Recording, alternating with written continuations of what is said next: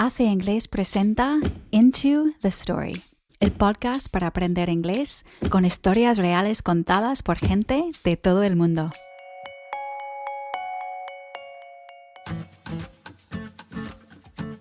Hey there, listeners. Have you ever given up a bad habit?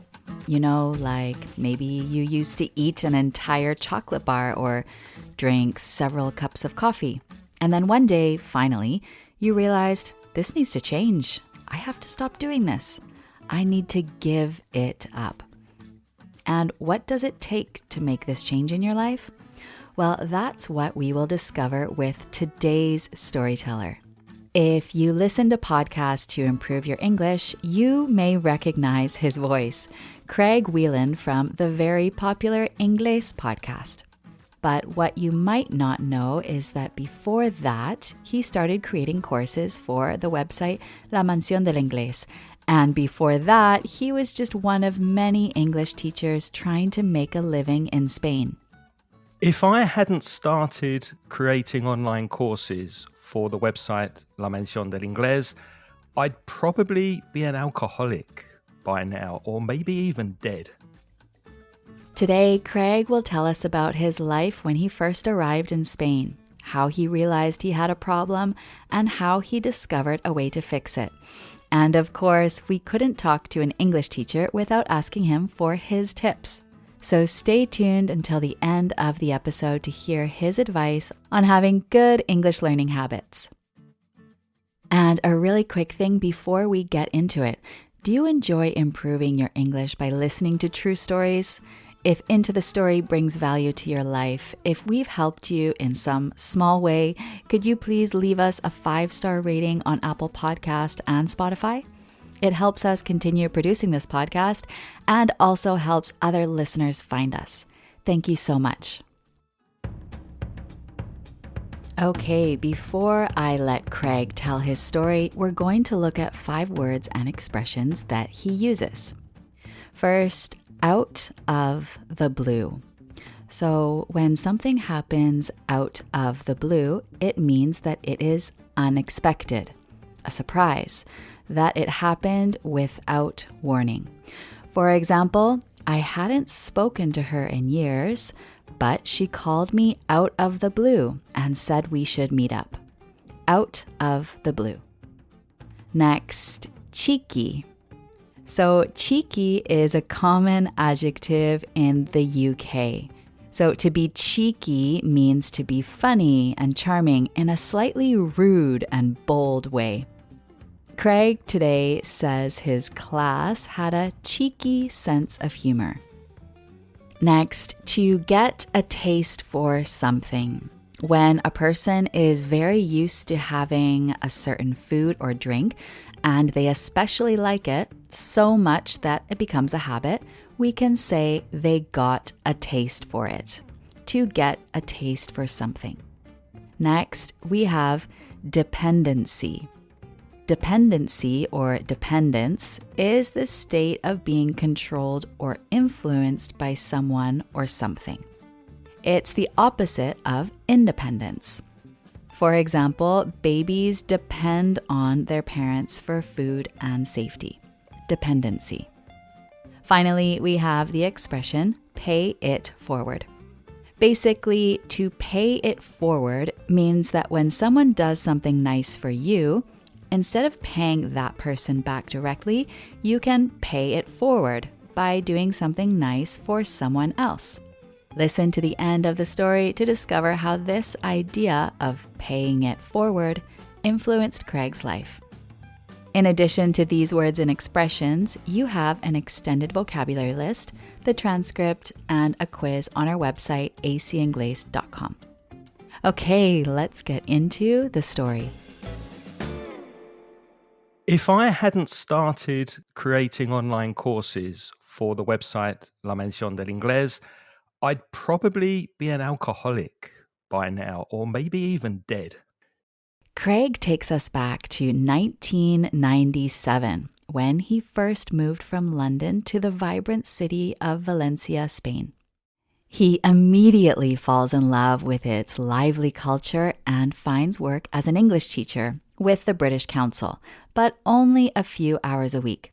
Looking for some extra classes, he begins teaching for a company in the port of Valencia, and it's there that he meets a very special group of students.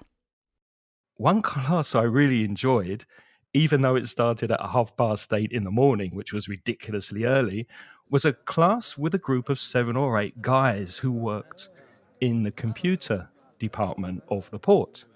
I called them the Wolves, which in Spanish is Los Lobos. They were very rowdy, cheeky, funny students, very lively. The class was very dynamic, and they had a really strong, acidic sense of humor. There was one guy called Lewis who used to grab me to one side during the coffee break because he loved to practice his English.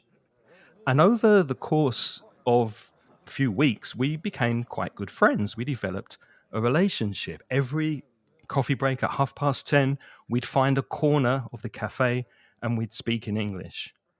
Now, the course finished and I moved on, but a couple of years later, 18 months, 2 years later, I suddenly got a phone call out of the blue from Lewis.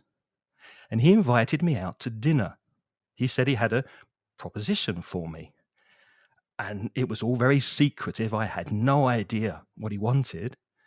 Maybe private lessons to learn English, I didn't know. But when we went out for the meal, he said that he'd started a website called La Mansión del Inglés to help people improve their English.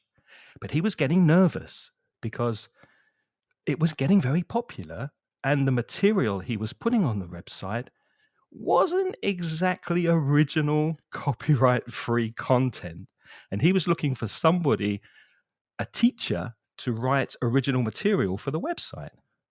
And he said to me, "What do you think?"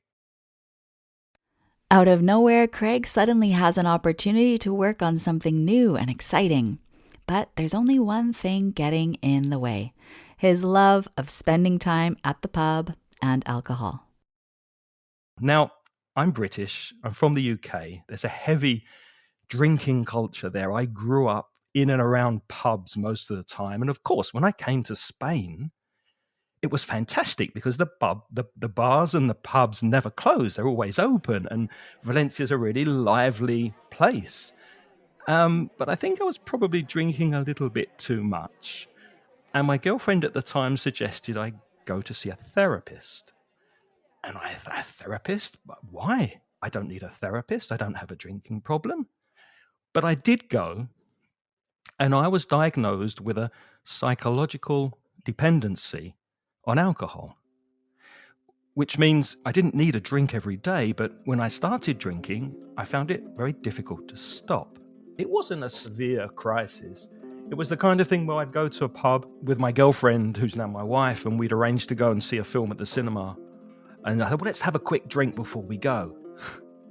And then I'd meet people in there and start drinking, get a taste for it. And then obviously she'd get really annoyed because she'd planned to go to the cinema. And 3 hours later, we're still in the pub drinking beer.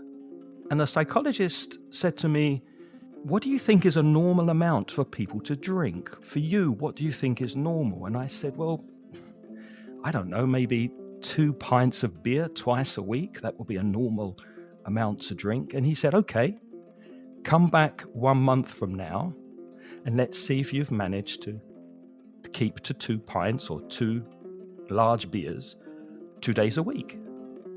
And I couldn't do it. I wanted a third. I wanted a fourth. I found it very difficult to limit myself when I started drinking. And it started to affect my relationship. It started to affect my life. So I decided to stop. But here's the thing.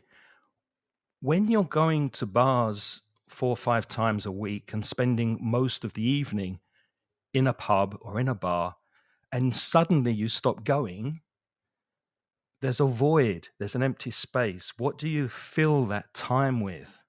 And that's more or less the time that my friend Lewis suggested I start writing material for the Mansión Inglés. So luckily, I began writing material. I sent it to Lewis in Microsoft Word, and Lewis, as the webmaster, put it up on the website. And suddenly I had found something to fill that space in my life, that void, and I was really interested in creating material. Now, if we fast forward a few years, we started growing. We gave a lot of material away free to people who are interested in learning English. And we also sold some courses by CD-ROM. In those days, we sent CD-ROMs by the post to people, and obviously now it's downloads.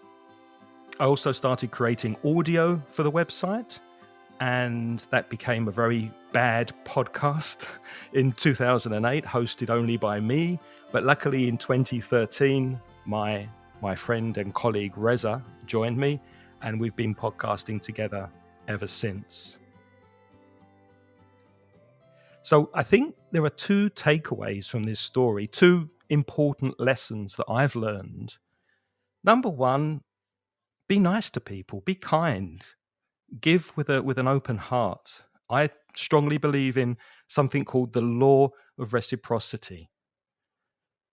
We pay back what we receive from others. So pay it forward. You can call it karma, whatever you like. But when you reciprocate with something good that's been done to you, you're exchanging things for a mutual benefit.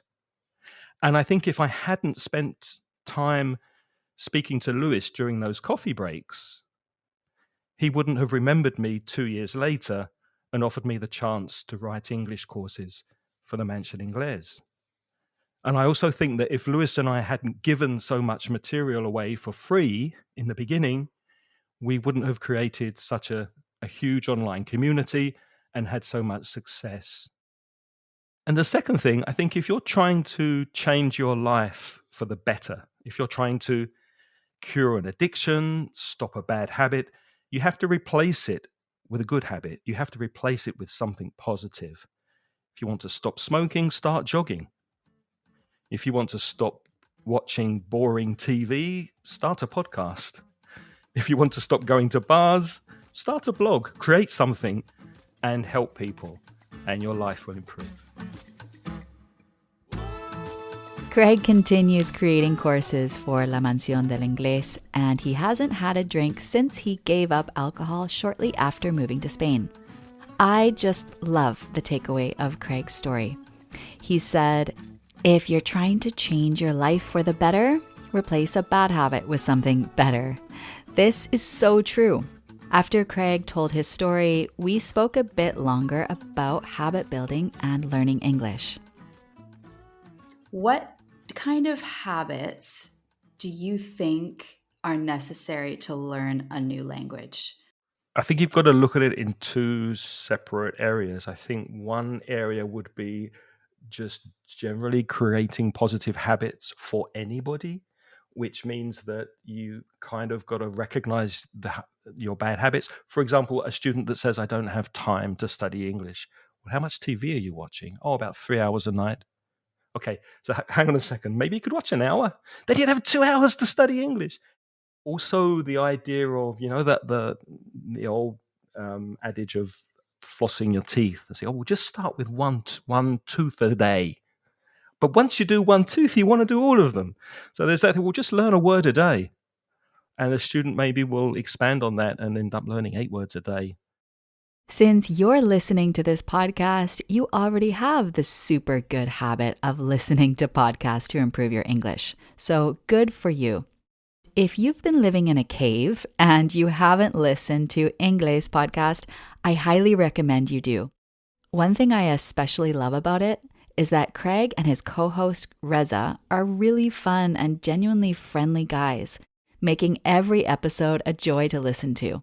We've left you links to their podcast and the website La Mansión Del Inglés on acingles.com. And that's all we have for you today. Make sure to subscribe to Into the Story on Spotify, Apple Podcasts, or wherever you listen to podcasts. Okay, everyone, until next time, we hope you have a good time or at least a good story to share.